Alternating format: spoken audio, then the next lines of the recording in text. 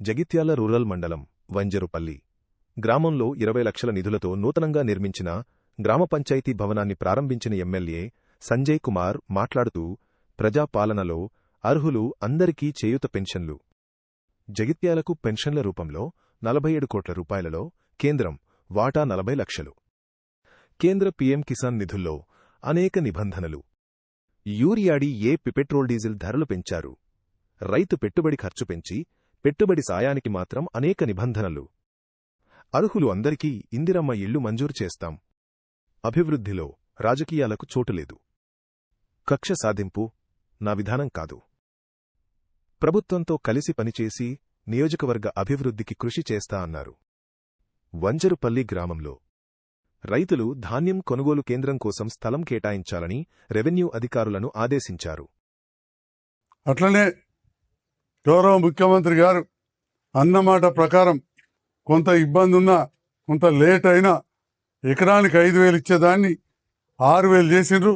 ఇక నిరంతరం ఈ ప్రక్రియ సాగుతుందని చెప్పి ఈ సందర్భంగా తెలియజేస్తా ఉన్నాను. ఎందుకంటే అంతకుముందు కూడా నేను రాజకీయాలకు వచ్చి 12 ఏళ్ళు అయింది.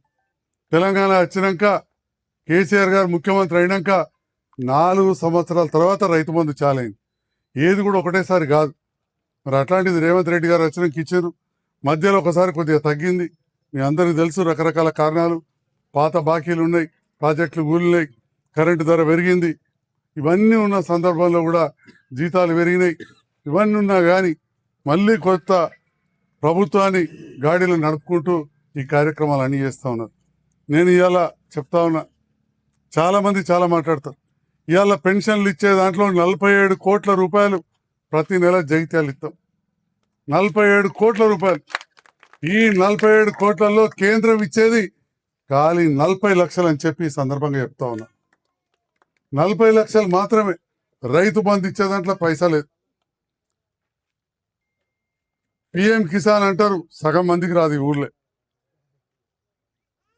డిఏపి ధర దొరకది, తక్కువ ఉంటే 20 ధర పెంచేసిండ్రు. మరి ఇవన్నీ కూడా కొన్ని సమస్యలు ఉన్నాయి.